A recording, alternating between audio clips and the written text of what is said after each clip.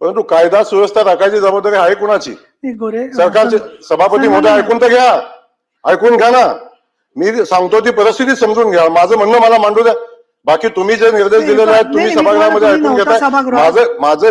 माझाही मुद्दा आमचंही म्हणणं ऐकून घेतलं पाहिजे ना. मी एक मिनिट, मी एवढं स्पष्टीकरण आपल्याला सांगते एवढ्यासाठी की कसं झालं, मग त्याच्यात आधी कोण गेलं नंतर कोण गेलं, याच्यापेक्षा ज्या प्रकारनी आपले मतदारांना सभागृहामध्ये पोलिसांनी उचलून नेलं, अटक केली, त्याबद्दलची त्यांनी जी वस्तुस्थिती सांगितली ती तशी नाहीये असं तुमचं म्हणणं असेल तर चौकशीत पुढे होईल.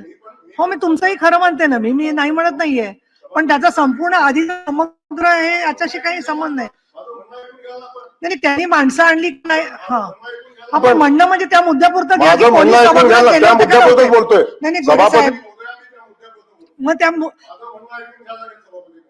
ऐकून घ्यायला लागेल, पण त्या सभागृहात पोलीस गेले की नाही तेवढंच तुम्ही सांगा ना मला. मी असं म्हणत नाही, तुम्ही बोलू नका. हा सांगतोय तुम्ही वस्तुस्थितीच्या आधारे ज्या सदस्य महोदयांनी सांगितलं त्या माहितीच्या आधारे आपण कारवाई करताय. तीच वस्तुस्थिती मी पण सांगतोय.